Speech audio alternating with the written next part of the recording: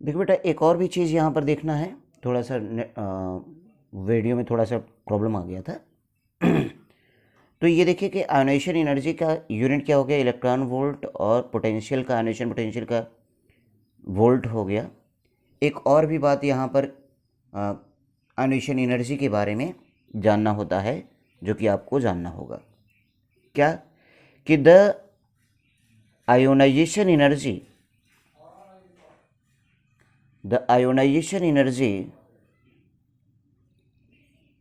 for an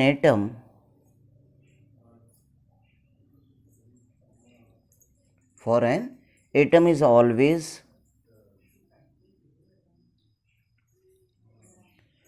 positive,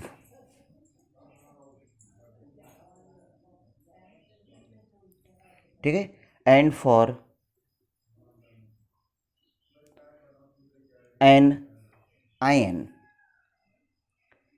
ठीक है, and for an ion may be negative.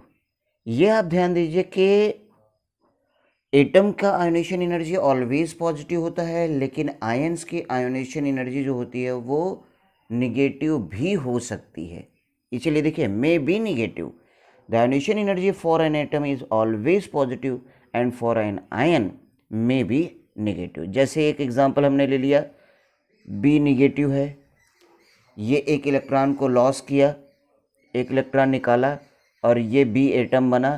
तो यहाँ पर जो एनर्जी रही वो आयोनाइजेशन एनर्जी क्या रही, निगेटिव आयोनाइजेशन एनर्जी रही। क्या रही, निगेटिव आयोनाइजेशन एनर्जी। क्लियर। दूसरा पॉइंट आप जानिए इसके लिए कि जो सक्सेसिव आयोनाइजेशन एनर्जीज होती हैं always measured for an species, ठीक है, यानी आप ये कह सकते हैं कि ये successive ionization energy always increases होगा। मेजर्ड में आप ये मेजरमेंट जो करते हैं आप, तो वो ऑलवेज इंक्रीजेज होता है। किसी की भी सक्सेसिव आयोनाइजेशन एनर्जी, किसी भी पर्टिकुलर एटम का आप निकालोगे तो उसकी सक्सेसिव एनर्जी जो होगी वो 1 by 1, जैसे ionization energy first, second, third, fourth, ऐसा कुछ बोलेंगे, तो वो ऑलवेज क्या होगा, वो इंक्रीज करता चला जाएगा। यानी दूसरा पॉइंट क्या होगा, सक्सेसिव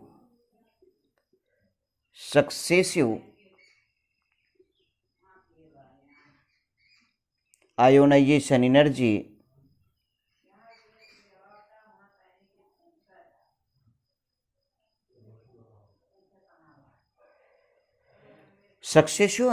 एनर्जी always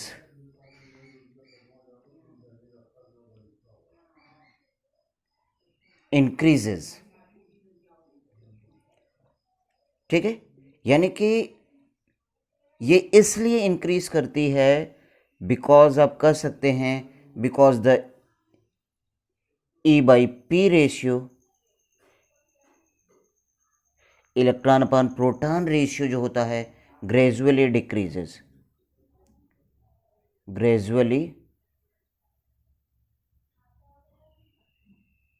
क्लियर। यानी कि किसी भी एलिमेंट का, किसी भी एटम का जो सक्सेसिव एनर्जी होगी, सक्सेसिव आयोनाइजेशन एनर्जी होगी, वो ऑलवेज इंक्रीज करती जाएगी।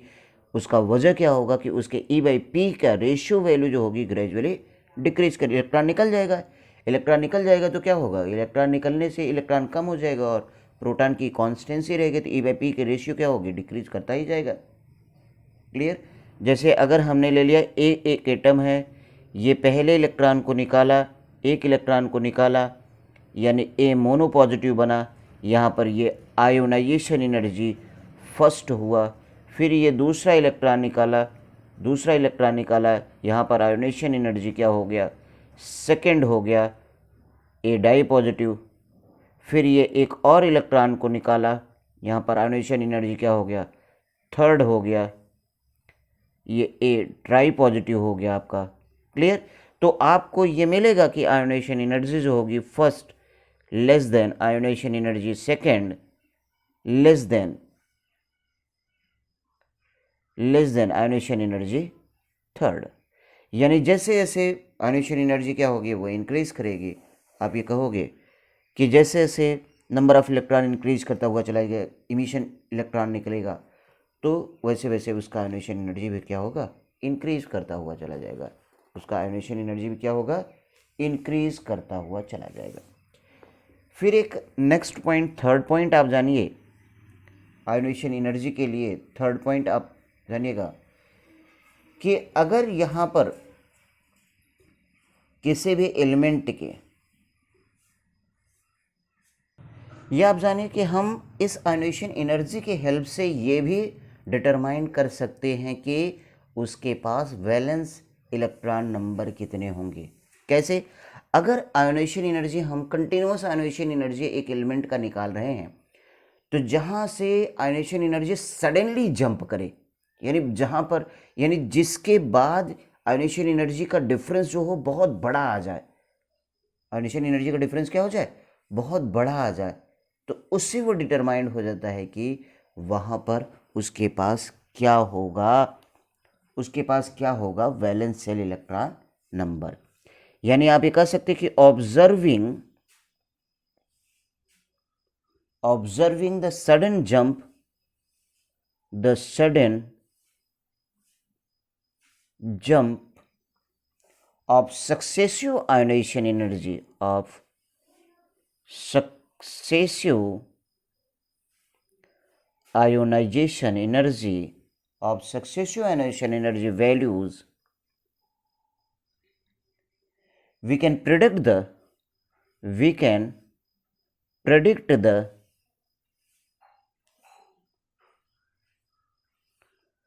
number of valence shell electron, यानी कि हम लोग प्रेडिक्ट कर देंगे number of valence shell electron को किसके बेस पर, उसके आयोनेशन एनर्जी के सडन जंप के बेस पर, सडन जंप के बेस पर हम ये ऑब्जर्व कर लेंगे। जैसे एक एग्जांपल ले लें तो ज़्यादा अच्छा रहेगा। जैसे हमने सोडियम का ionisation energy first, ionisation energy second, ionisation energy third, ionisation energy fourth, ऐसा कुछ हम लोग ले लिए। तो आयोनेशन एनर्जी फर्स्ट की वैल्यू जो आती है वो अप्रॉक्सीमेट क्या आ जाती है, 5.139 आ जाती है। बट आयोनेशन एनर्जी सेकेंड जो आ जाती है तो वो आ जाती है 47.28। इसकी आयोनेशन एनर्जी थर्ड जो आती है वो 71.68 आती है, और आयोनेशन एनर्जी जो इनकी फोर्थ आती है वो 98.91। तो आप ये देख रहे हैं कि यहाँ पर सडन चेंज नहीं है, यहाँ पर सडन चेंज नहीं है, सडन चेंज यहाँ है, सडन चेंज यहाँ पर है। इसलिए इसके पास वैलेंस शेल इलेक्ट्रॉन नंबर जो हुआ, वैलेंस शेल इलेक्ट्रॉन नंबर वो क्या हो गया, वैलेंस शेल इलेक्ट्रॉन नंबर क्या हो गया, 1 हो गया। एक और आयोनेशन एनर्जी हम ले लेते हैं यहाँ पर, आयोनेशन एनर्जी फिफ्थ। तो इसके पास सडन चेंज यहाँ आ रहा है, यहाँ पर सडन चेंज हो रहा है, इसलिए इसको आप क्या बोल दोगे कि ये सडन चेंज हो रही है, जिसके कारण इसकी आयोनेशन एनर्जी क्या हो रही है, बढ़ रही है बहुत तेजी से, बहुत ज़्यादा। ठीक है, एकाएक चेंज कर दिया कि कहाँ उसका फर्स्ट आयोनेशन एनर्जी बहुत छोटा है, सेकेंड आयोनेशन एनर्जी बहुत बड़ा आ गया। उसके बाद आयोनेशन एनर्जी तो सक्सेसिवली बढ़ते ही जाएंगे, लेकिन सडन चेंज यहाँ पर आ रहा है, इसलिए वैलेंस शेल इलेक्ट्रॉन नंबर 1 हो गया।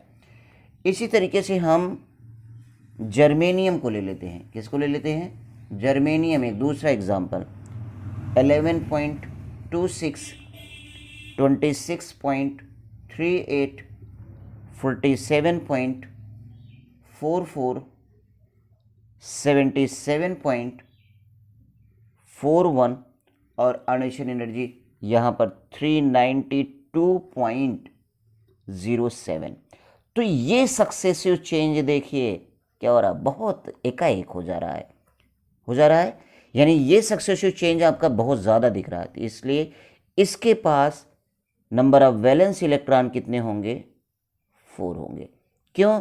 क्योंकि पहला इलेक्ट्रॉन, दूसरा इलेक्ट्रॉन, तीसरा इलेक्ट्रॉन, चौथा इलेक्ट्रॉन निकालने में, यानी ये देखिए पहला इलेक्ट्रॉन निकालने में ये हुआ, दूसरा ये, तीसरा ये, चौथा इलेक्ट्रॉन निकालने में बहुत ज़्यादा डिफरेंस। लेकिन जो ही वो पाँचवा इलेक्ट्रॉन निकल रहा तो बहुत ज़्यादा डिफरेंस ला रहा है। इसका मतलब 4 इलेक्ट्रॉन निकालने में उसको बहुत ज़्यादा दिक्कत नहीं हुई। पाँचवा इलेक्ट्रॉन निकालने में उसको बहुत प्रॉब्लम, यानी कि 4 इलेक्ट्रॉन निकाल कर वो स्टेबल हो चुका है, 4 इलेक्ट्रॉन निकाल कर वो क्या हुआ, स्टेबल हो चुका है, इसलिए 5वां इलेक्ट्रॉन निकालने में उसको प्रॉब्लम ज़्यादा हो रही, इसलिए वैलेंस इलेक्ट्रॉन नंबर इसका क्या हो गया, वो 4 हो गया। इसी तरीके से एक और एग्जाम्पल एल्युमिनियम को ले लेते हैं।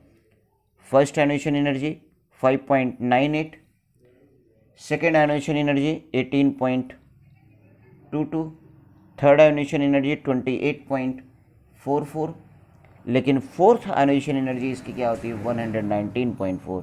तो सक्सेसिव चेंज यहाँ आ रहा है, सक्सेसिव चेंज यहाँ पर ज़्यादा आ रहा है, इसलिए इसका वैलेंस इलेक्ट्रॉन नंबर क्या हो गया 3 हो गया। यानी with the help of ionization energy we can calculate the number of valence shell electron, clear. ठीक है, ये तो रहा हमारा कि व्हाट इज आयोनाइजेशन एनर्जी, ये आयोनाइजेशन एनर्जी क्या रही और आयोनाइजेशन एनर्जी के कितने पॉइंट्स हैं, आयोनाइजेशन एनर्जी क्या क्या चीज़ बताता है। आयोनाइजेशन एनर्जी से बताया valence shell electron number determination, ionization energy ये भी बताया कि successive ionization energy always increases होंगी। फिर आयोनाइजेशन एनर्जी ये भी बताया कि किसी एटम की आयोनाइजेशन एनर्जी ऑलवेज पॉजिटिव होती है, बट आयंस की आयोनाइजेशन एनर्जी, एक आयंस की आयोनाइजेशन एनर्जी निगेटिव भी हो सकती है, निगेटिव भी हो सकती है। ये बात समझ में आई, क्लियर।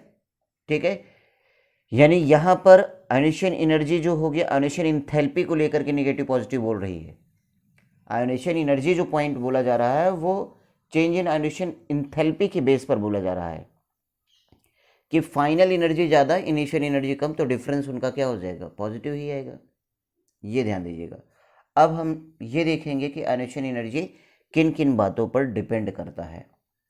क्या जानेंगे हम कि ionization energy depends upon the following factor. Ionization energy depends upon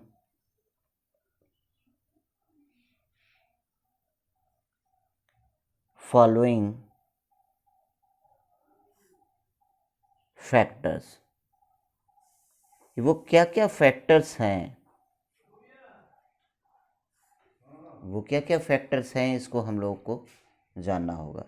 सबसे पहला फैक्टर कि ये इंक्रीज कर जाता है जब सेल नंबर और द रेडियस, सॉरी, ये डिक्रीज कर जाता है। ये क्या होता है, यानी आप ये कह सकते हैं कि आयोनाइजेशन एनर्जी जो होगी वो inversely proportional to number of shell, number of shell, ठीक है, number of shell participate in configuration.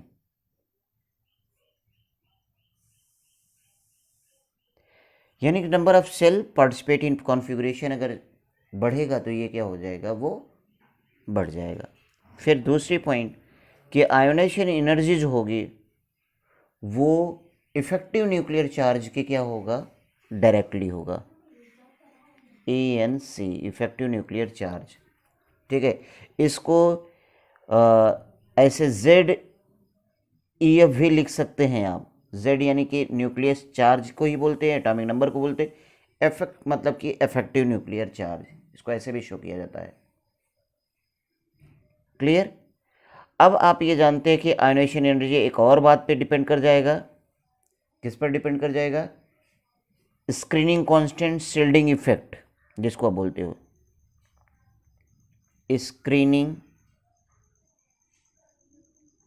Constant, ठीक है, या आप कर सकते हैं शील्डिंग इफेक्ट। तो आप एक चीज़ जानते हैं, स्क्रीनिंग कांस्टेंट जो वैल्यू होती है, शील्डिंग इफेक्ट जो होता है, वो शील्डिंग इफेक्ट आपका S के पास शील्डिंग इफेक्ट सबसे ज़्यादा होता है, P के पास क्या होता है कि एक मिनट, screening constant ionization energy inversely होगा, सॉरी बेटा, S के पास सबसे ज़्यादा होगा स्क्रीनिंग कांस्टेंट, मतलब कि स्क्रीनिंग इफेक्ट जो होगा, क्लियर, और P का उससे कम होगा, D का उससे कम होगा, F का सबसे कम होगा। ये शील्डिंग इफेक्ट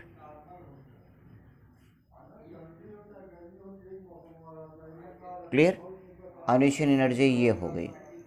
फिर एक और भी चीज़ आप जानिए कि आयोनाइजेशन एनर्जी एक और बात पे, वो क्या है, स्टेबल कॉन्फ़िगरेशन। स्टेबल कॉन्फ़िगरेशन, ठीक। अब ये स्टेबल कॉन्फ़िगरेशन की अगर हम बात करें, स्टेबल कॉन्फ़िगरेशन, तो आप ये जानते हैं हाफ फिल्ड,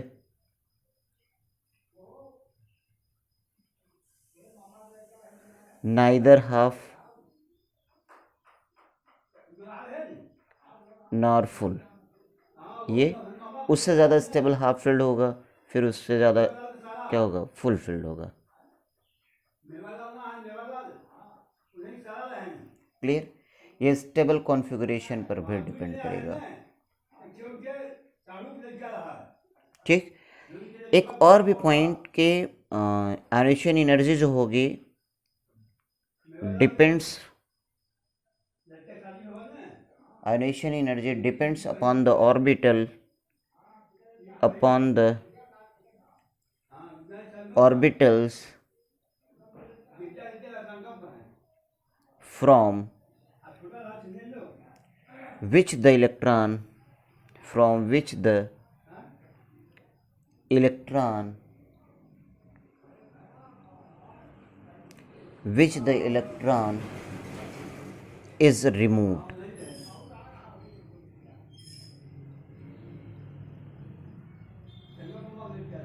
तो आप ये जानिए कि किस ऑर्बिटल से वो इलेक्ट्रॉन रिमूव हो रहा है, इस पर भी डिपेंड करता है। तो आप एक चीज़ आप जानिए कि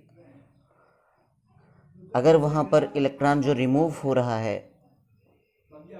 if the principal quantum number is the same, then the energy required for the removal of electron from different orbital shows the following order।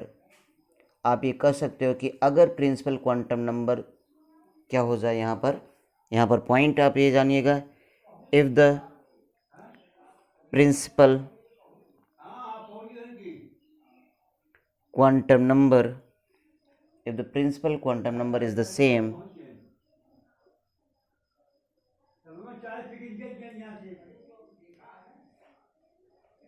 principal quantum number is the same, then the energy required,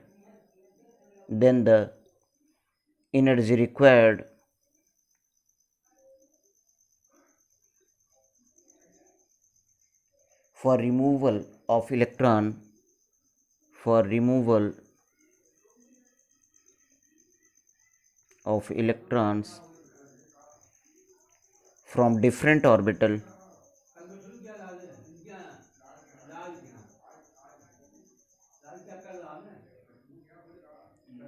different orbital shows S greater than P greater than D greater than F। Clear, ये कुछ इस तरीके से आप ये देखोगे कि ionization energy की कुछ पॉइंट्स डिपेंडिंग फैक्टर्स हैं। क्लियर, ये इतने पॉइंट्स पर वो डिपेंड करता है और ये इतने आयोनाइजेशन एनर्जी, इस तरीके से आयोनाइजेशन एनर्जी का ट्रेंड आप डिटरमाइन करते हो। एक चीज़ आप जानोगे कि यहाँ पर एक और भी पॉइंट आप बता सकते हो कि नंबर ऑफ शेल का जो पॉइंट हमने बताया है, इसको आप ये भी बोल सकते हो कि एटॉमिक रेडियस, कि रेडियस बड़ा होगा, आयोनाइजेशन एनर्जी क्या होगी, छोटी हो जाएगी। नंबर ऑफ शेल पार्टिसिपेशन क्या होता है, एटॉमिक रेडियस को ये शो करता है, ठीक, ये भी बता सकते हो। लेकिन स्टेबल कॉन्फ़िगरेशन, एक पॉइंट और भी आप जानिए यहाँ पर नोट करके, stable configuration dominant on atomic radius factor, ये बात आप याद रखिएगा।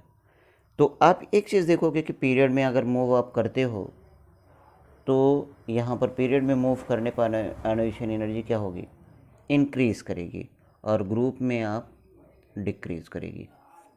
ये आयोनाइजेशन एनर्जी का ट्रेंड होगा, जनरल ट्रेंड।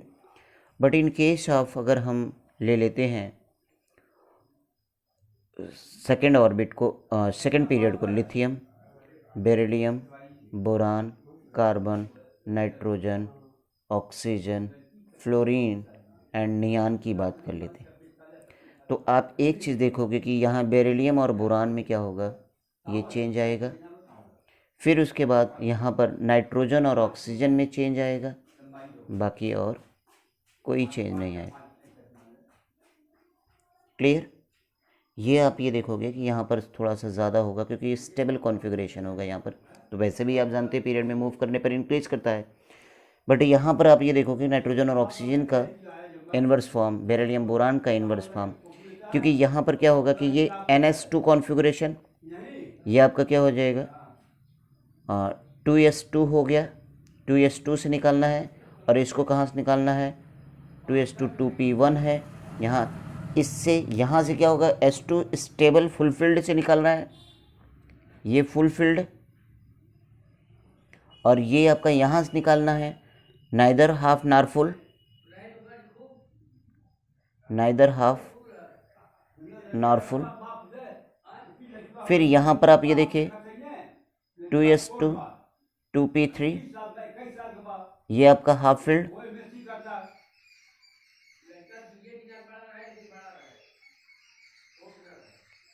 ये आपका क्या है 2s2 2p4। अब ये आपका क्या हो, नाइदर हाफ,